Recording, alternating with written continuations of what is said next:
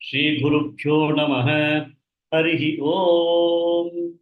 Om Gananaham Tva Ganapatigum Havamahe Kavim Kavinam Vamastravastamam Jeshtarajam Brahmanam Brahmanaspadanas Chanvan Nodibis Sedasavanam Om Shri Mahaganapatahe Namaha Shrutis Buddhi Puranana Malayam Karunalayam Namami Bhagavatpada Shankaram Lokashankaram Sadashiva Samarambam Shankaracharya Madhyamam अस्मदाचार्य पर्यंता वंदे श्री गुरु परंपरा ओम श्री शंकराचार्य स्वामिने नमः ओम सहना भवतु सहनौ भुनक्तु सह वीर्यं करवावहै तेजस्विनावधीतमस्तु मा विद्विषावहै ओम शांति शांति शांति हरि ओम श्री गुरुभ्यो नमः हरि ओम नमस्ते महोदय।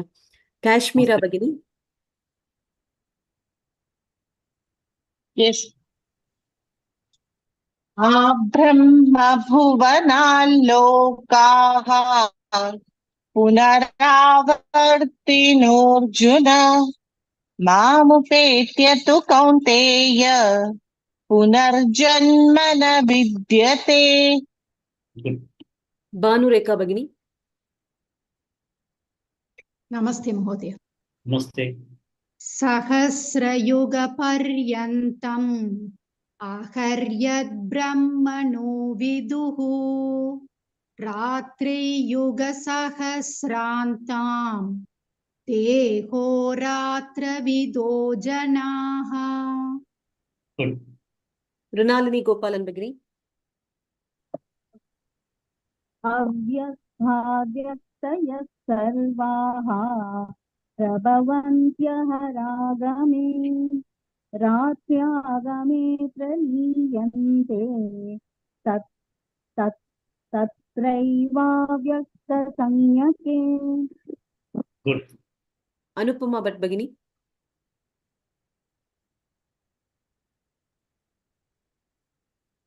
भूतग्रामस्य एवायं भूत्वा भूत्वा प्रलीयते रात्र्यागमे वशः पार्थ प्रभवत्यः रागमे।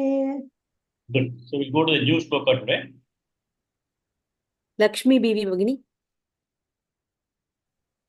परस्तस्मातु भावोऽन्यत् भावोऽन्यः परस्तस्मात्तु भावोऽन्यः परस्तस्मात्तु भावोऽन्यः अव्यक्तो व्यक्त.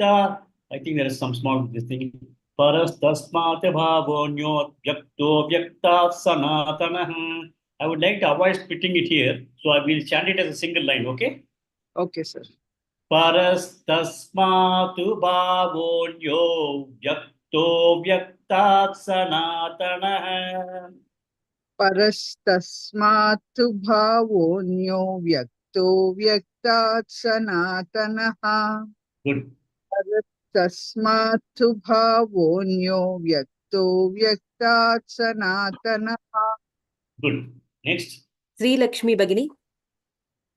यस्य सर्वेषु भूतेषु यस्य सर्वेषु भूतेषु यस्य सर्वेषु भूतेषु नश्यत्सु न विनश्यति नश्यत्सु न विनश्यति नश्यत्सु न विनश्यति यस्य सर्वेषु भूतेषु नश्यत्सु न विनश्यति यस्य सर्वेषु भूतेषु नश्यत्सु न विनश्यति यस्य सर्वेषु भूतेषु नश्यत्सु न विनश्यति। Good. Next. राजेश्वरी शिवशंकर भगिनी। परस्तस्मातु भावोऽन्यो व्यक्तो व्यक्तात् सनातनः. नमस्ते सर। नमस्ते. परस्तस्मात् परस्तस्मात् भावोऽन्यो व्यक्तो व्यक्तात् सनातनः परस्तस्मात् भावोऽन्यो व्यक्तो व्यक्तात् सनातनः. Good. Next. Usha Srinivasan భగిని. Yassa sarveshu bhuteshu nashyatsu na vinashyati. Namaste Mahodaya. Namaste. Yes sarveshu bhuteshu nashyatsu. Sorry. Yes sarveshu bhuteshu nashyatsu na vinashyati. Is it okay? Yes sarveshu bhuteshu nashyatsu na vinashyati. Good. Next. Sarath చవన్ మహోదయ. First line 2 times slowly.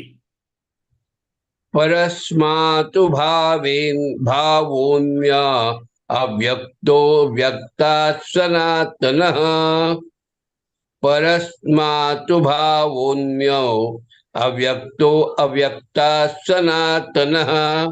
No, we have to avoid that only. And second is not parasmatu, it is parastasmatu. परस्तस्मातु भावोऽन्यो अव्यक्तो अव्यक्तः सनातनः. That again, that because it is shown as yes, no? Yes means that it is lopaha. Lopaha means it is hidden. That A should be hidden. Parastasmatu bhavonyo vyakto vyaktat sanatanah. परस्तस्मातु भावोऽन्यो व्यक्तो व्यक्तो व्यक्त सनातनः परस्तस्मातु भावोऽन्यो अव्यक्तो व्यक्त सनातनः. Good. Next. Vijayalakshmi భగిని.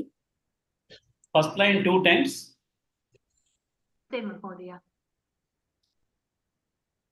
परस्तस्मात् भावोऽन्यो व्यक्तो व्यक्तात् सनातनः परस्तस्मात् भावोऽन्यो व्यक्तो व्यक्तात् सनातनः.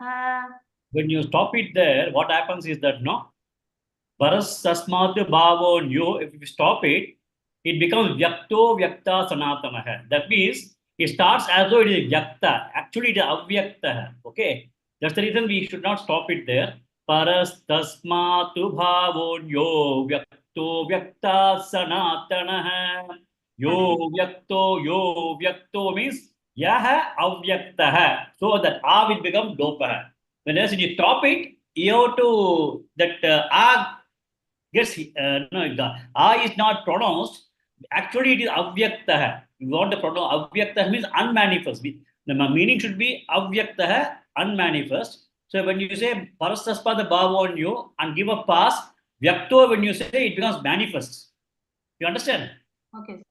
So that you have to ensure that yo vyakto, then automatically the A becomes lopah. Okay? Shall I repeat, sir? Repeat that again. परस्तस्मात् भावोऽन्यो व्यक्तो व्यक्तात् सनातनः परस्तस्मात् भावोऽन्यो व्यक्तो व्यक्तात् सनातनः. Good. Next. లలిత కే భగిని. Second line 2 times. Yes, sir. Yes, सर्वेषु भूतेषु नश्यत्सु न विनश्यति. Yes, सर्वेषु भूतेषु नश्यत्सु न विनश्यति. Good. Next. Sheela Shinde భగిని. Full shloka once.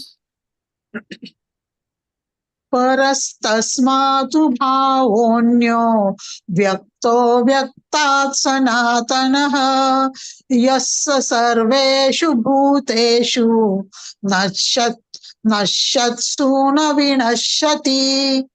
That that pass you can avoid. Parastasmatu bhavonyo vyakto vyaktat sanatana Yo vyakto means it's, you will hear yo avyakta. Okay. So when you stop it becomes vyakta. Paras tasmat bhavonyo vyakto vyaktat sanatanah. परस्तस्मात्तु भावोऽन्यो व्यक्तो व्यक्तात् सनातनः परस्तस्मात्तु भावोऽन्यो व्यक्तो व्यक्तात् सनातनः. Don't give a pass after yo. It should go. Yo vyakto. Yo vyakto. You should not do. Yo vyakto. Paras tasmat bhavon yo vyakto vyaktat sanatanah. When you put a pass, it becomes like vyakta. Bhavon yo vyakto. Don't say that. Bhavon yo vyakto vyaktat sanatanah. Like that. Okay okay परस्तस्मात्तु भावोऽन्यो व्यक्तो व्यक्तात् सनातनः. Okay. Again. Next. Full shloka. Rajalakshmi Bhagini. Full shloka you said. Sorry. Namaste, Mahodaya. Which one I have to say? Yeah, full shloka. परस्तस्मात् भावोऽन्यो व्यक्तो व्यक्तात् सनातनः यस्य सर्वेषु भूतेषु नश्यत्सु न विनश्यति. Okay, good. Next. Shanti Badri Bhagini. Yes, sir. परस्तस्मात् भावोऽन्यो व्यक्तो व्यक्तात् सनातनः यस्य सर्वेषु भूतेषु नश्यत्सु न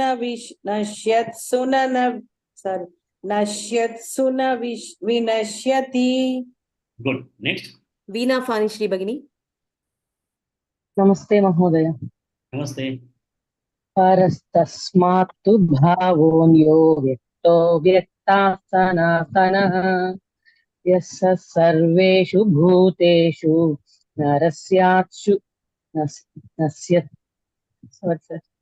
यस्य सर्वेषु भूतेषु नश्यत्सु न विनश्यति. Okay, good. Next. Gurumurthy Mahodaya. परस्तस्मात्तु भावोऽन्यो व्यक्तो व्यक्तात् सनातनः यः सर्वेषु भूतेषु नश्यत्सु न विनश्यति. Good. Next. Bhanureka Bhagini.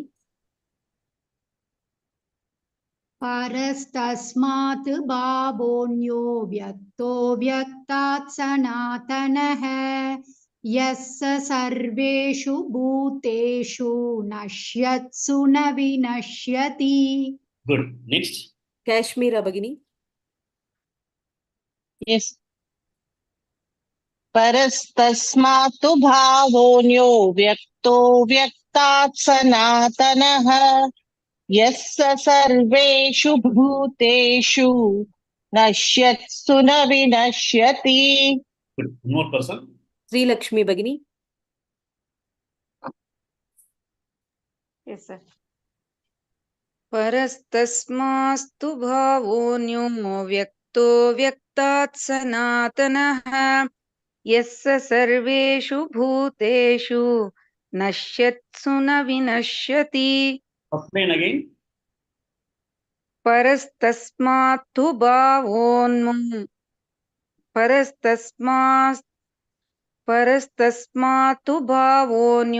व्यक्तो व्यक्ता सनातनः यस्य सर्वेषु भूतेषु नश्यत्सु न विनश्यति.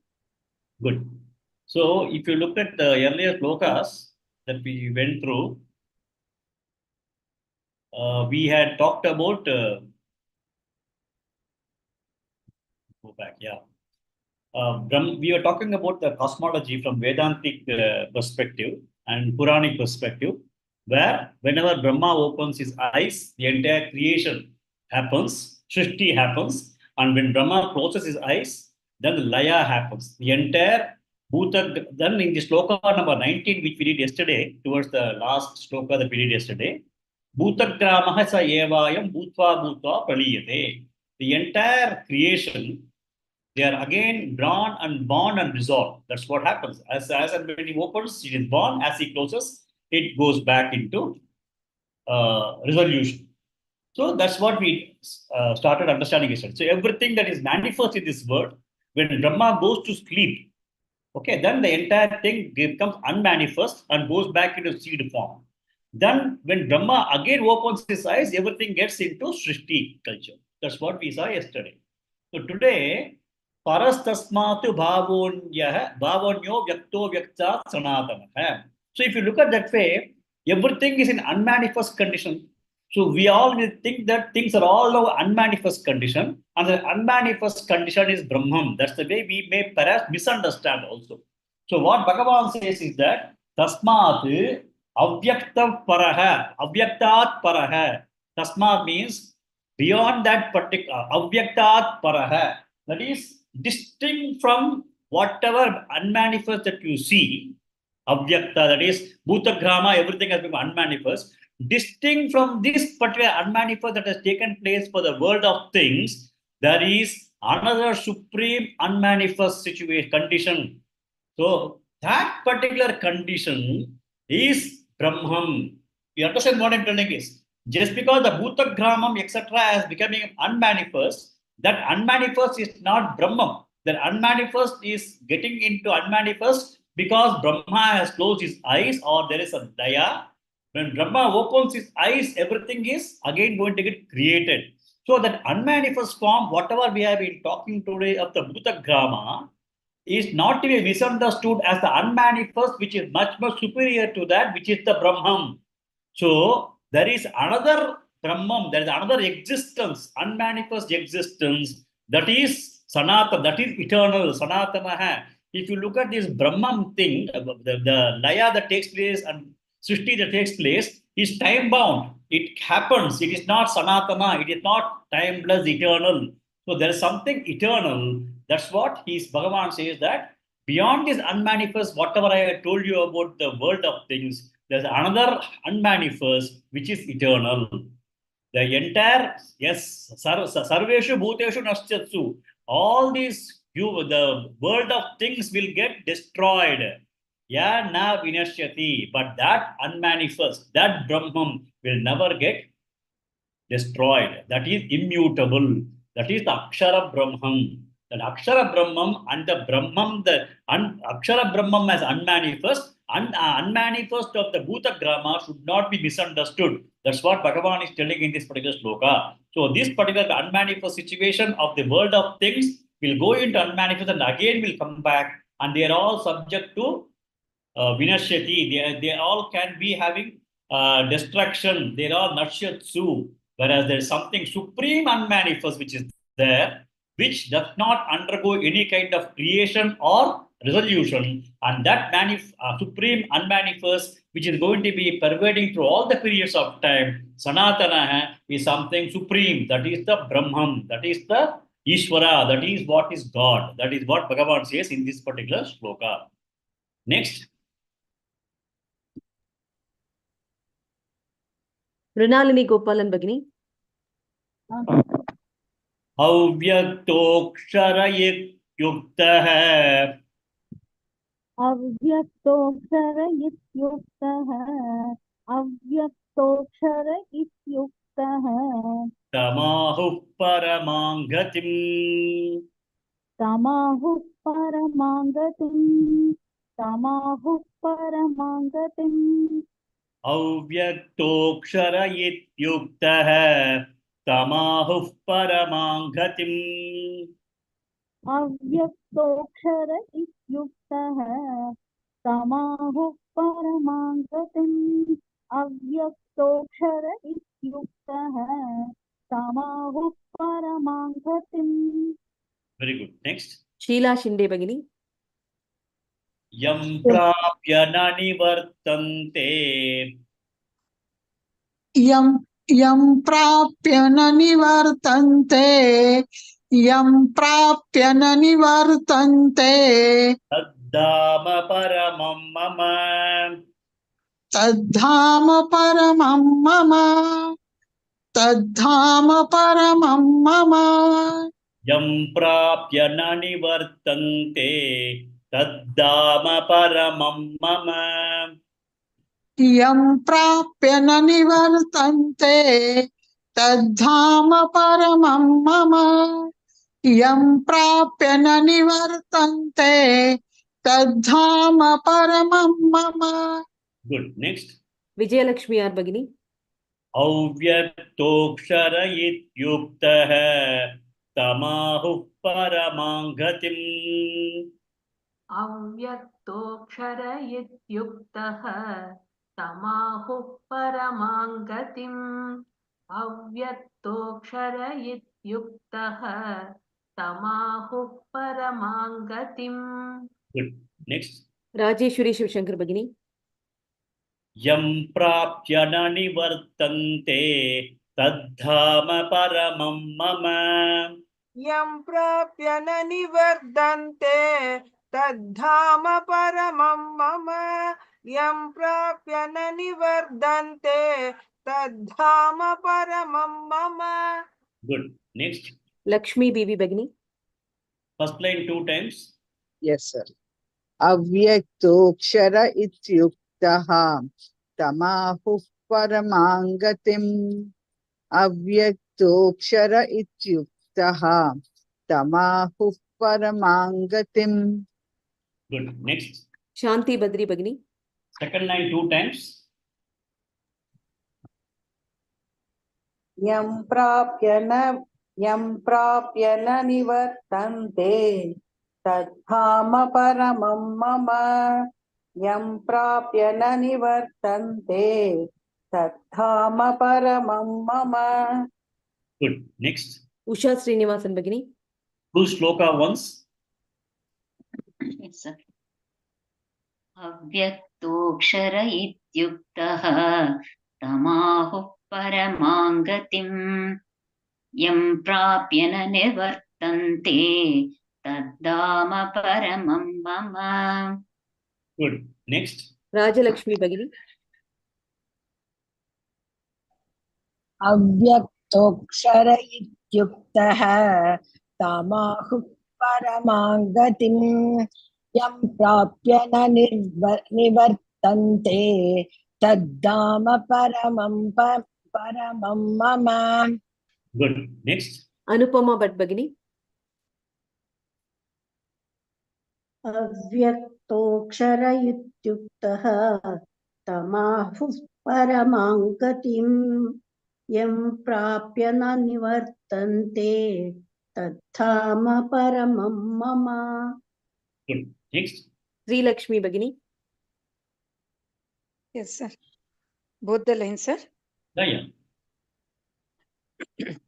अव्यक्तोऽक्षर इत्युक्तः तमाहुः परमां गतिम् यं प्राप्य न निवर्तन्ते तद्धाम परमं मम.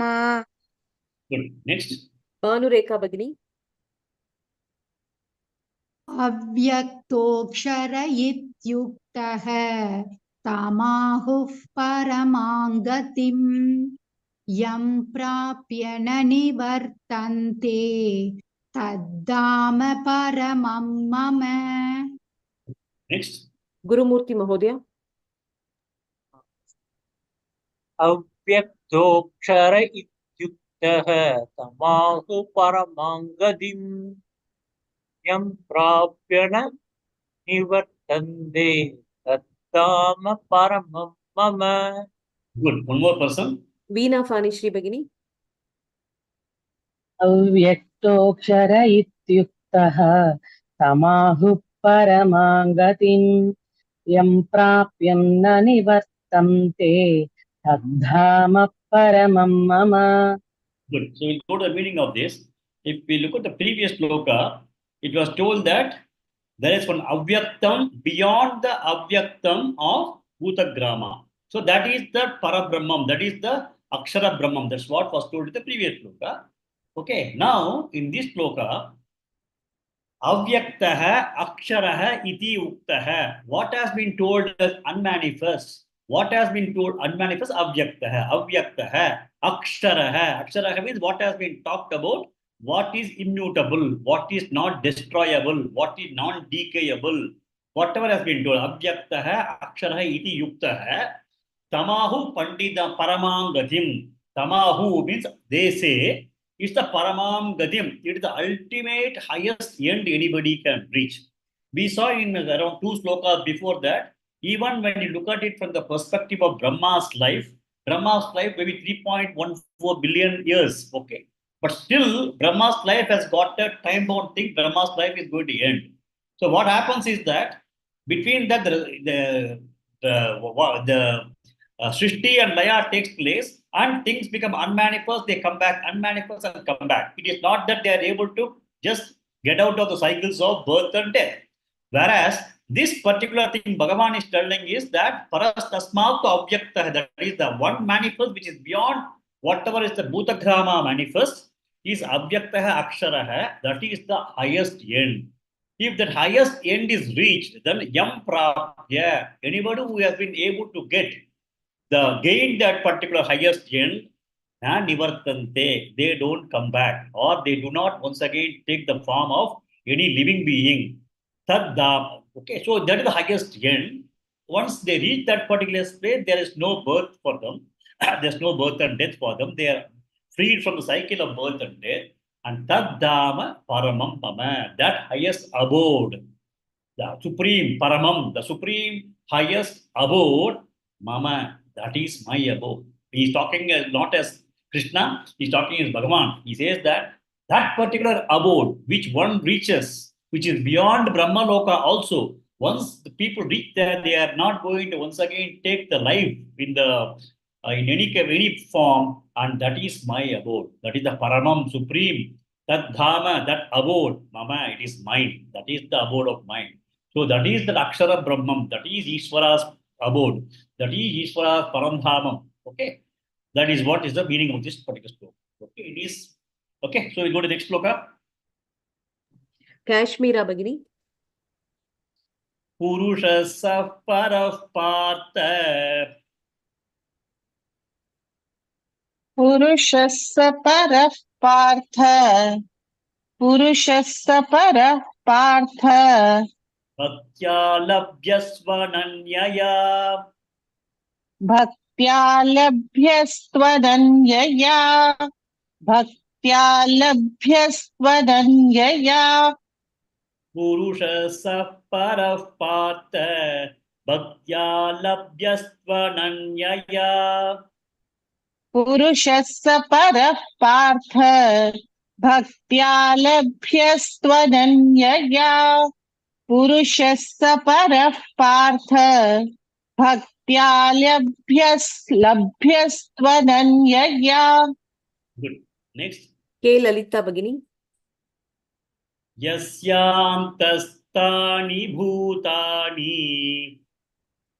यस्यान्तस्थानि भूतानि यस्यान्तस्थानि भूतानि येन सर्वमिदं ततं.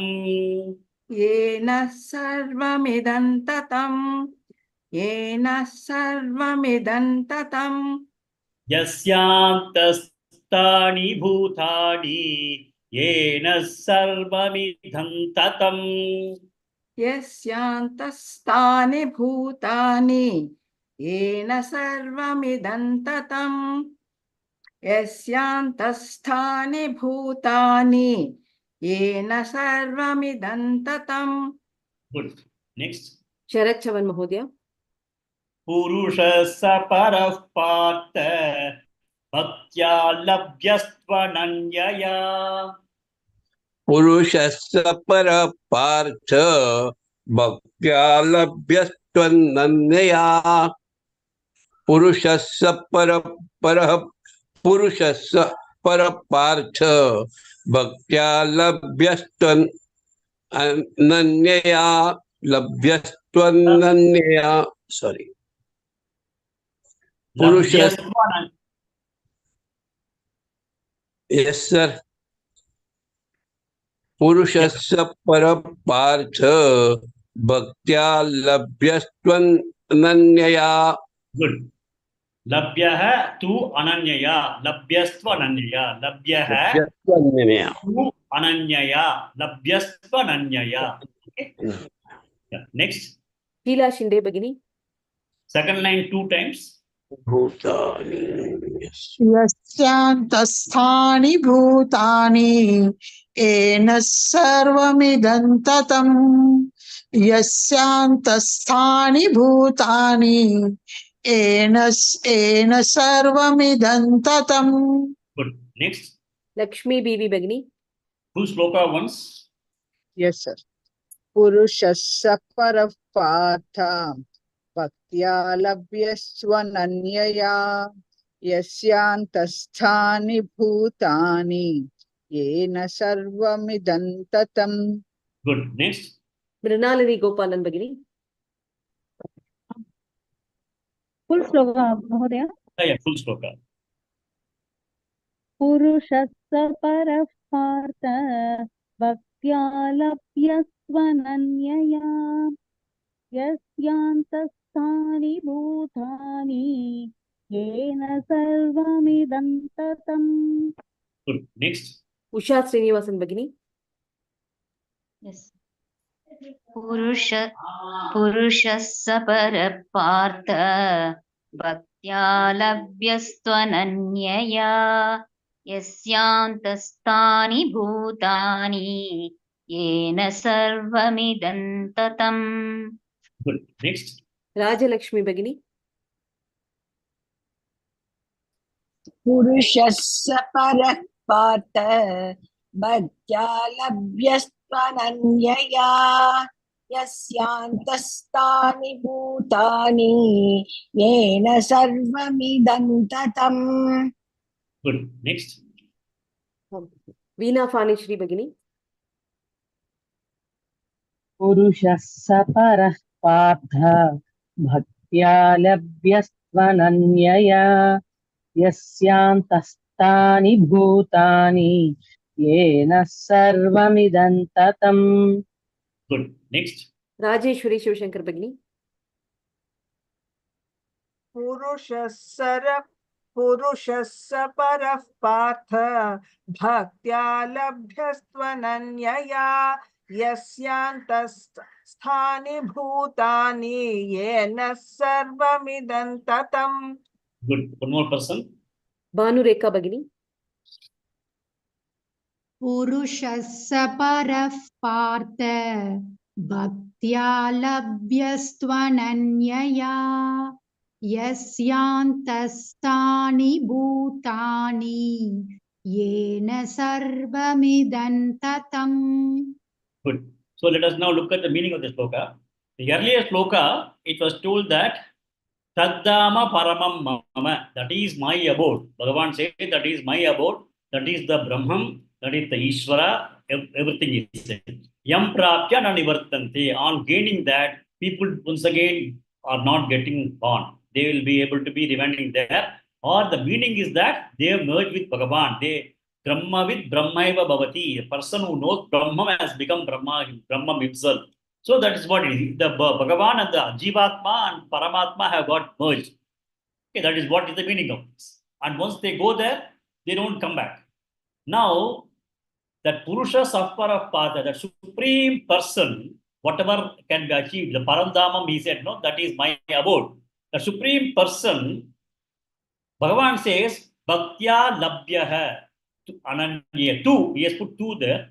However, it is also possible to get the supreme person, the supreme abode, Bhaktya Labhyaha. It is possible to achieve through sheer devotion, Ananyaya. Ananyaya means that nothing, there is absolutely no other thing that the mind is going to get engaged with. It is continuously engaged only with Bhagavan, only with that divine. Once somebody is able to have a continuous, continuously engage with that particular divinity, then he says it is possible for those people also to achieve that Paramdhamam. Okay. So, Bhaktya Labhyaha Ananyaya. Okay. Now, the meaning of Bhakti we have to understand. Bhakti, many a time it is understood to be just going to a temple or doing small things. That is not the Ananyaya Bhakti. Ananyaya Bhakti means that when in the mind, there has got to be 100% of connection with the Bhagavan always in the mind. In meditation, what we are trying to do is that we are trying to connect with the divinity. A person who is able to have a divinity with the mind always connected is called Ananyaya Bhakti. So some people, they will be able to have Saguna Brahman as a thing that they will meditate upon, get connected. Some people want Nirguna Brahman, in which case they want to have something to be related to. They want to have Krishna as idol, Krishna as a Bhagavan in Dwaraka. They think that imagery is required, and then they are able to have the continuous Ananyaya Bhakti with that particular person, and then in mind they get continuously engaged. The highest level of devotion is engaging and connecting in the mind with this particular divine is the bhakti. So bhakti is purely mind is involved. Mind has got to get connected. So he says that it is possible. But when they are able to have Ananya Bhakti, it is possible to achieve this particular Paradhamam, Purushas of Para. That the divine supreme person can be reached by devotion, Ananyaya devotion Bhakti. Yasyanta Sthani Bhutani, the one who abides in all the beings. Yena Sarvamidam Tatam, and everything has been pervaded by him. He says that with the one that is the divine divinity that is abiding in every Bhutani, every living beings, and the divinity which is pervading everything, which I think we have done enough amount of discussion on this. Bhagavan pervades everything. That particular Parapurusha, the supreme person, can be also achieved by Ananyaya Bhakti. He says that. Now in the second line, he says that Yasyanta Sthani Bhutani. He says that which is abiding in all the beings. That's what Bhagavan has told. So abiding in all the beings is that one way of looking at it is that the Brahman is abiding in all the beings. Whenever we see a picture also, we have a small picture, and in the picture in the heart they say Bhagavan Krishna. They show a cow, they say Bhagavan Krishna is there. Then they have a person having Krishna. We also saw that in one of the shlokas, the Sunichaivas Papa Kechas, Pandita Samadarshinaha, we found Bhagavan picture shown in every one of these things as an Antaratma. So now one has to understand that if you look at the shloka, it has been mentioned as abiding in all beings. That's what is told. Now, if you look at I'll take the example of pot and clay. Okay. If you look at a pot, the clay is abiding in the pot, or pot is abiding in the clay. So we have to understand that. So we should understand that when you look at a pot is abiding in the clay, or clay is abiding in the pot. In this particular shloka, Bhagavan has told that clay is abiding in the pot, abiding in all the beings. But actually, we have to look at it the other way. But even when the pot is not there, clay is there. So basically, pot is abiding in clay, and it is not the clay is abiding in the pot. Similarly, here also, it is not that Bhagavan is abiding in all the human beings or the living beings. It is we all are only abiding in Bhagavan. That we have to reverse it and understand it that way. We are all, if you look at the entire thing is Brahman, and we are all in the Brahman. Whether the space is, the room is having the space inside, the room is inside the space, or space is inside the room. That kind of thinking that we need to have. So we have to understand that everything in the whole universe is all abiding in Bhagavan. It is not that Bhagavan is abiding in us, rather we are abiding in Bhagavan. And it is necessary that if everything is Bhagavan, then it is very, very easy for us. If you look at that way, it is a question of just recognition. Once a person is able to recognize that he is Bhagavan, then the ignorance is not there, then he gets a jnana. The Jivatma's individuality is gone. Jivatma's ego is gone. When that is not there, absolutely, immediately the person himself becomes a kind of Brahman. Brahmavid Brahmaiva Bhavati. So second line, you have to understand it from the other perspective also. It is not that Bhagavan is abiding in everything. Everything is abiding in Bhagavan. Like clay is not abiding in the pot. Pot is abiding in the clay. Space is not inside the room. Room is in the space. So we have to have that understanding. that Bhagavan is the one in which everything else, all of us are abiding in Bhagavan. That is the way it has been. Yena sarvam idam tatam. It is pervading everywhere. That Bhagavan is pervading everywhere. That is the understanding that we need to have in this particular sloka. Okay. Next. Anupama Bhatt Bhagini. Yatra kale tvanavrittim. Yatra kale tvanavrittim. Yatra kale tvanavrittim.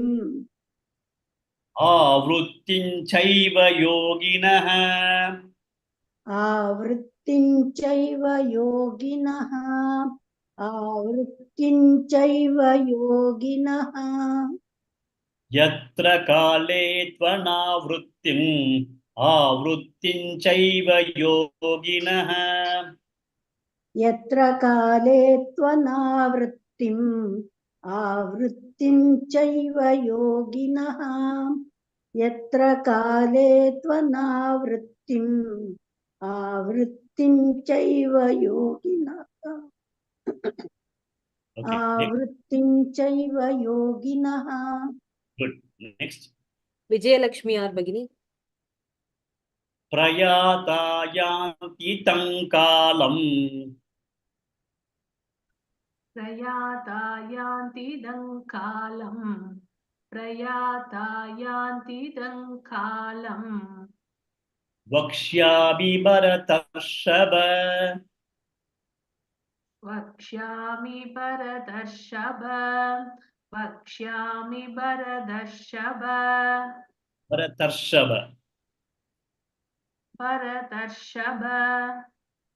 Prayatayanti tankalam. Vakshyami bharatarshava. Prayatayanti dankalam. Vakshami bharadashava. Prayatayanti dankalam. Vakshami bharadashava. Next. Shanti Badri Bhagini. Yatra kale tvanavrittim. Avrittim chaiva yoginah. Yatra kale tvanavriddhim avrittim chaiva yoginah. Yatra kale tvanavriddhim avrittim chaiva yoginah. I heard a vruddhim. Vruddhi means growth. This is vrutti. Vruttim ta. First ta. Yatra kale tvana vruttim. Vruttim chaiva yoginah. Yatra kale tvanavrittim avrittim chaiva yoginah. Yatra kale tvanavrittim avrittim chaiva yoginah. Next. Sri Lakshmi Bhagini. Prayatayanti tankalam. Vakshami bharatarshava. प्रयातायान्ति तङ्कालं वक्ष्यामि भरतर्षभा प्रयातायान्ति तङ्कालं वक्ष्यामि भरतर्षभा. Good. Next. Gurumurthy Mahodaya. First line 2 times. Yatra kale tvanavrittim avrittim chaiva yoginah. Yatra kale tvanavrittim avrittim chaiva yoginah. Good. Next. K Lalita Bhagini. Second line 2 times. Yes, sir.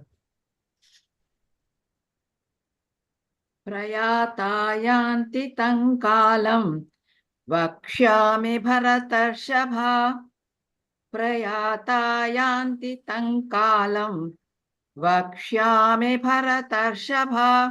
Good. Next. Sheila Shinde Bhagini. Full shloka once. यत्र काले त्वनावृत्तिम् आवृत्तिं चैव योगिनः प्रयाता यान्ति तं कालं वक्ष्यामि भरतर्षभ. Good. Next. Usha Srinivasan Bhagini. Yes, sir. Two shloka. यत्र काले त्वनावृत्तिम् आवृत्तिं चैव योगिनः प्रयाता यान्ति तं कालं वक्ष्यामि भरतर्षभ. Good. Next. Kashmira Bhagini. Two shloka. Yes. यत्र काले त्वनावृत्तिम् आवृत्तिं चैव योगिनः प्रयाता यान्ति तं कालं वक्ष्यामि भरतर्षभ. Good. Next. Rajalakshmi Bhagini. यत्र काले त्वनावृत्तिम् आवृत्तिं चैव योगिनः प्रयाता यान्ति तं कालं वक्ष्यामि भरतर्षभ. Good. Next. Mrinalini Gopalan Bhagini. यत्र काले त्वनावृत्तिम् आवृत्तिं चैव योगिनः प्रयाता यान्ति तं कालं वक्ष्यामि भरतर्षभ. Good. Next. Rajeshwari Shivashankar Bhagini. यत्र काले त्वनावृत्तिम् आवृत्तिं चैव योगिनः प्रयाता यान्ति तं कालं वक्ष्यामि भरतर्षभ. Good. One more person. Shanti Badri Bhagini. Yes, sir. 2 lines once, sir. Yeah. 1 minute. यत्र काले त्वनावृत्तिम् आवृत्तिं चैव योगिनः प्रयाता यान्ति तं कालं वक्ष्यामि भरतर्षभ. Good. So now in this particular shloka, what Bhagavan is telling is Yoginaha, those people who are engaged in kind of yoga. Yoga is primarily getting themselves connected with the Bhagavan, either through meditation or through various kinds of things spiritually engaged with the Bhagavan. Prayata yanti. Prayata is the last travel, that is at the time of death. Okay, Prayata yanti. How do they go? Yatra kale tvanavrittim. At what time, if they die, prayata, they take the last journey.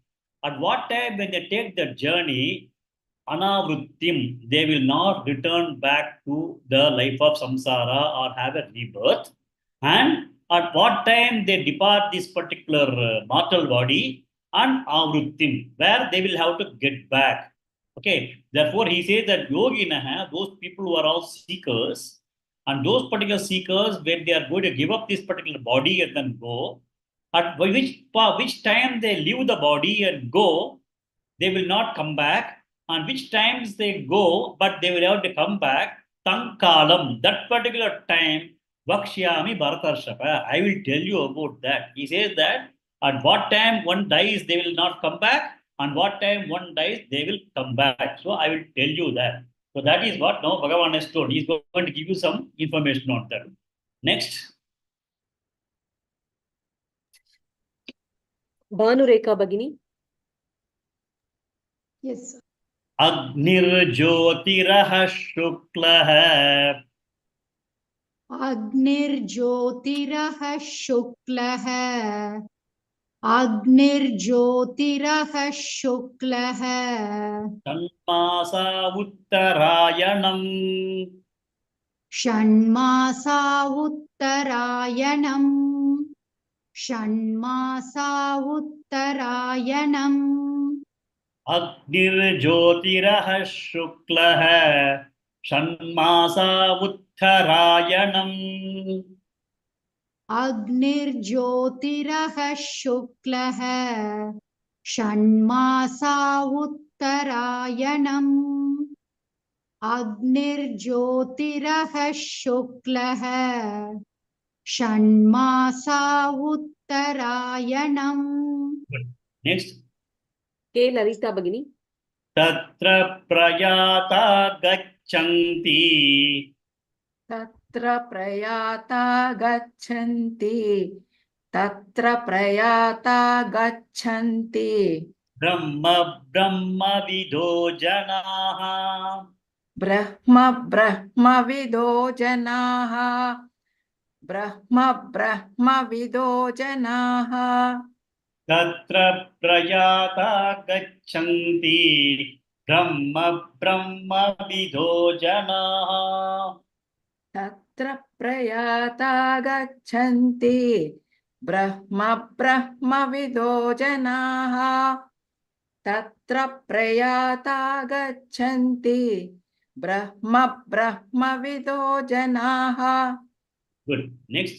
Rajalakshmi भगिनी अग्निर्ज्योतिरः शुक्लः षण्मासा उत्तरायणम् अग्निर्ज्योतिरः शुक्लः षण्मासा उत्तरायणम् अग्निर्ज्योतिरः शुक्लः षण्मासा उत्तरायणम् Good. Next. Sheela Shinde भगिनी तत्र प्रयाता गच्छन्ति ब्रह्मविदो जनाः तत्र प्रयाता गच्छन्ति ब्रह्मविदो जनाः तत्र प्रयाता गच्छन्ति ब्रह्मविदो जनाः Good. Next.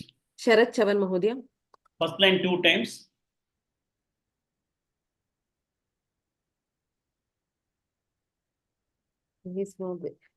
गुरुमूर्ति महोदय Yes, sir. अग्निर्ज्योतिरः शुक्लः षण्मासा उत्तरायणम् अग्निर्ज्योतिरः शुक्लः षण्मासा उत्तरायणम् Good. Next. लक्ष्मी बीवी भगिनी Second line 2 times. Yes.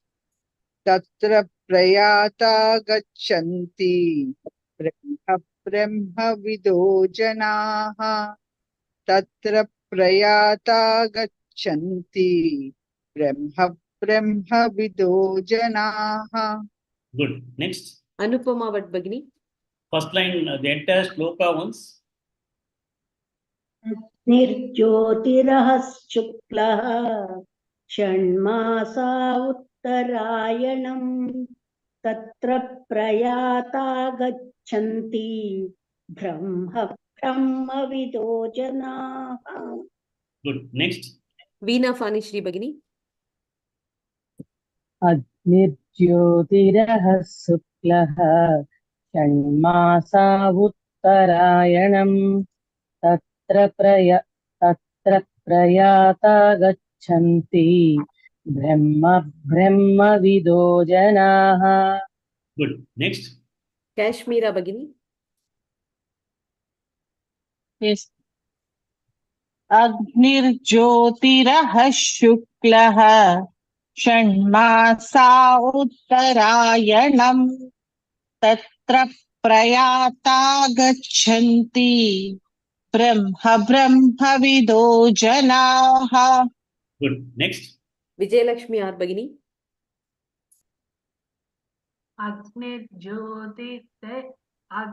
अग्निर्ज्योतिरः शुक्लः षण्मासा उत्तरायणम् तत्र प्रयाता गच्छन्ति ब्रह्मविदो जनाः Good. Next.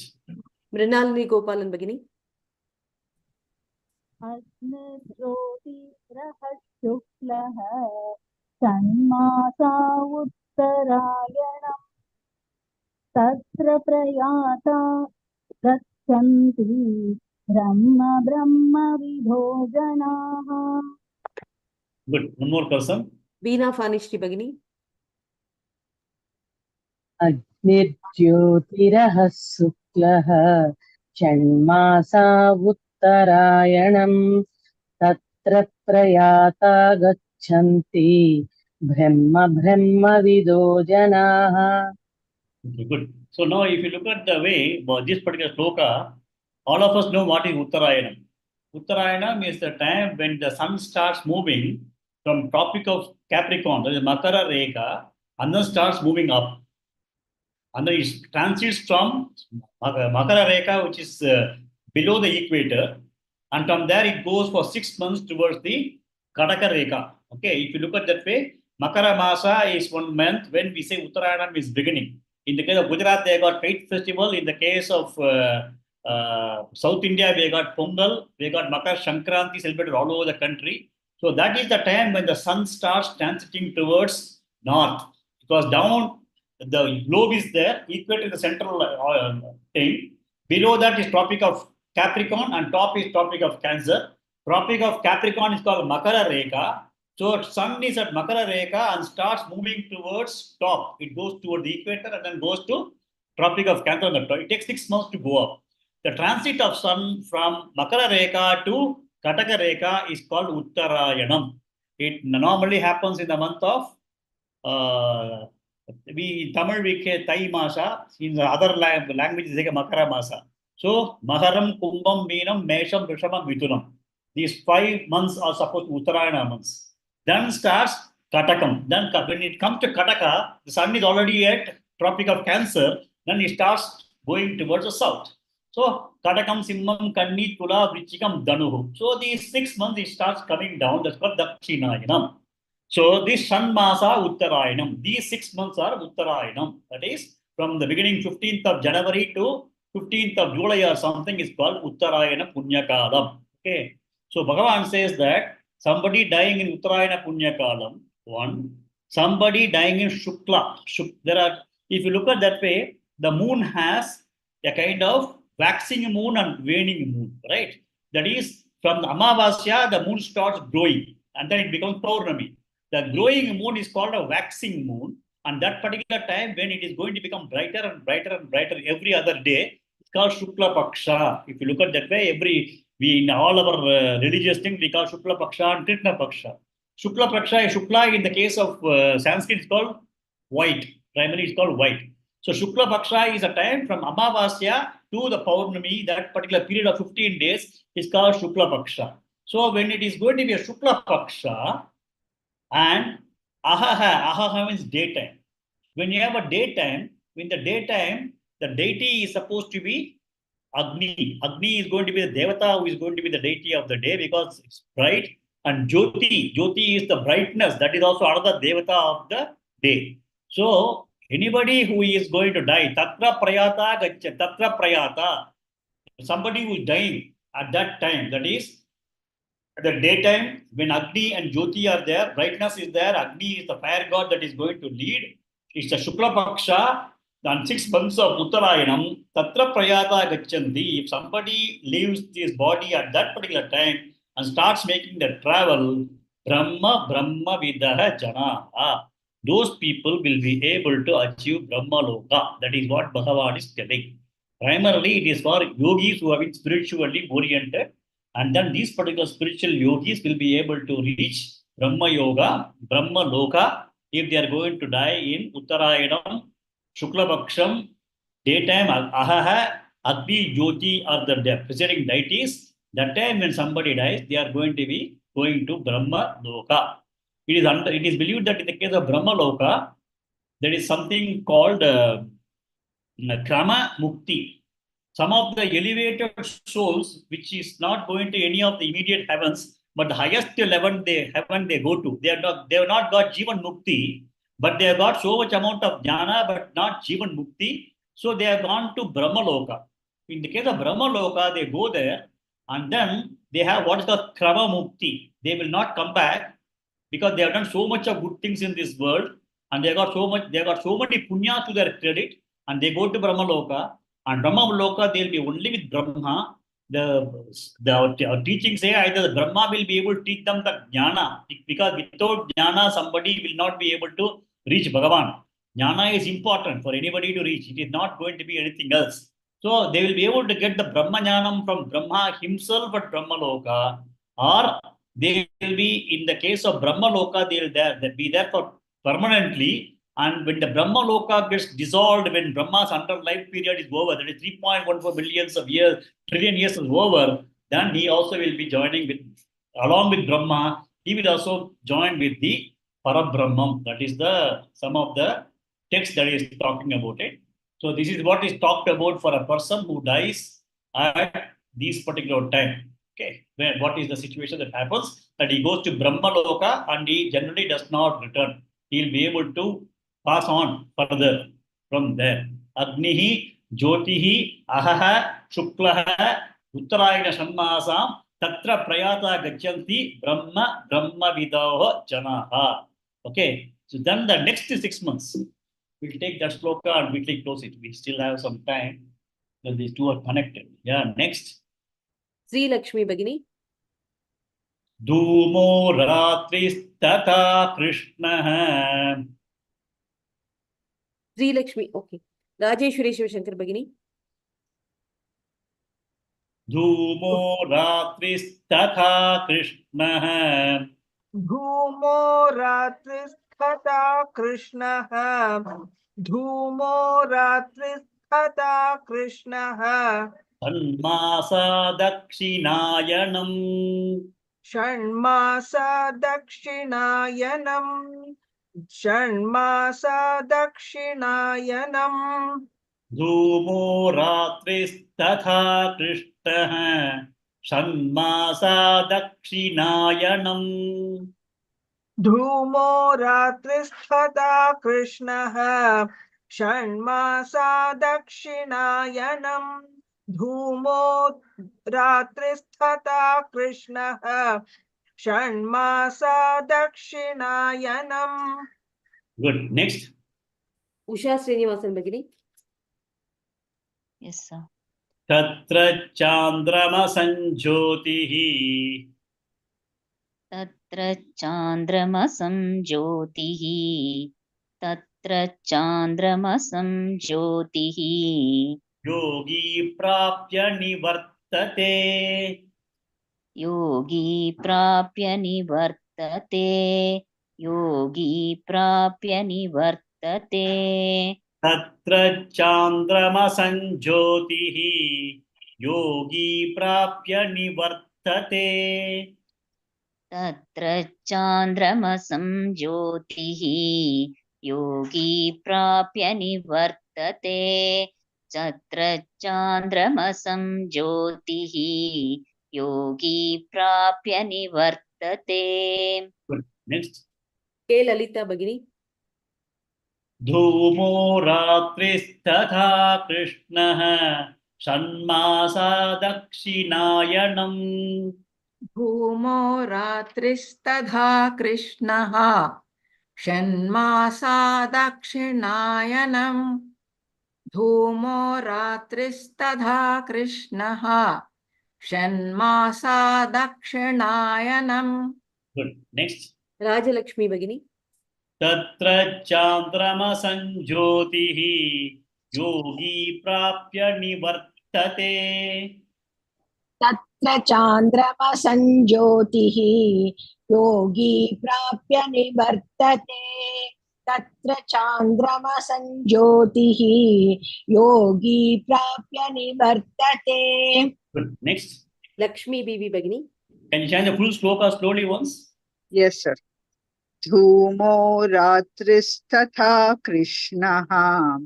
Shanmasa Dakshinayanam. Tatra Chandrama Sanjyoti. Yogi Prapya Nivartate. Good. Jyotihi. Yes, sir. Jyoti. Next.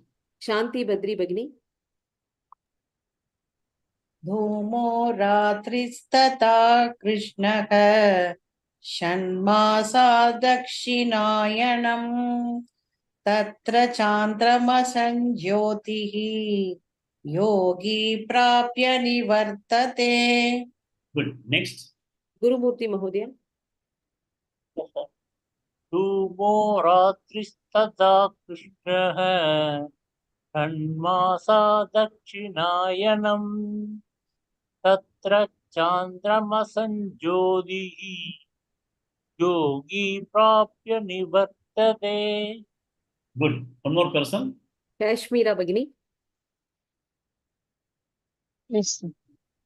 धूमो रात्रिस्तथा कृष्णः षण्मासा दक्षिणायनम् तत्र चान्द्रमसञ्ज्योतिः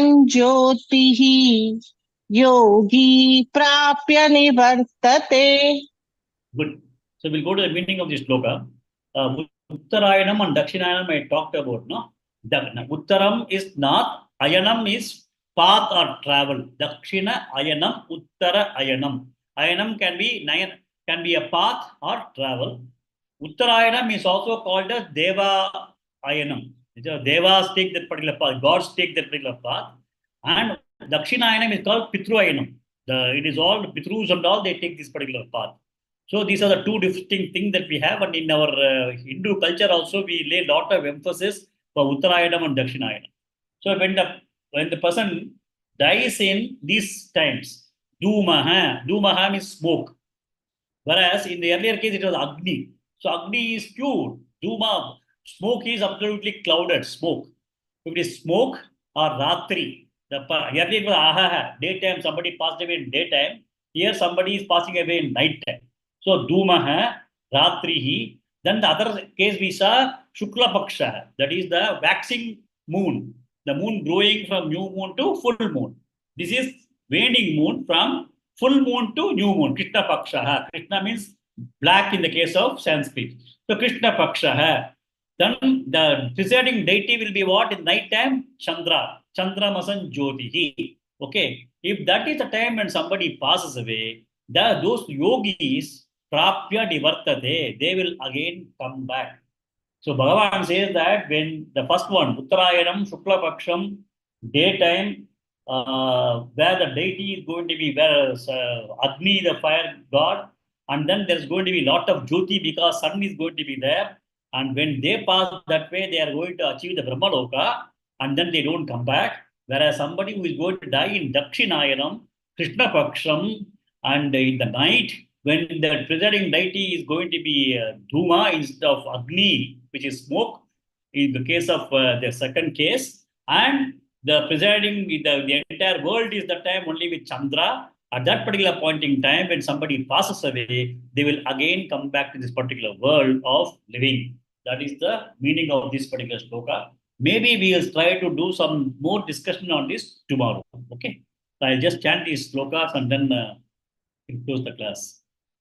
Parastasmatu bhavonyo vyakto vyaktat sanatanaha yassa sarveshu bhuteshu nashyastu na vinashyati avyaktoksara ityuktaha tamahu paramangatim yam prapya na nivartante tadhama paramam mama purushasa parah partha Bhaktya labhyasvananyaya yasyam tastani bhutani yena sarvamidhan tatam yatra kale tvanavrittim avrittim chaiva yoginah prayata yanti tankalam vakshyami bharatarshava agdir jyotirah shuklah shanmasa uttarayanam Tatra prayata gachanti brahma brahma vidho janaha dhumo ratristatha krishnaha shanmasa dakshinayanam tatra chandrama sanjyotihi yogi prapya nivartate Om Purnamada Purnamidam Purnat Purnamudachyate Purnasya Purnamadaya Purnameva Vasishyate Om Shanti Shanti Shanti Hari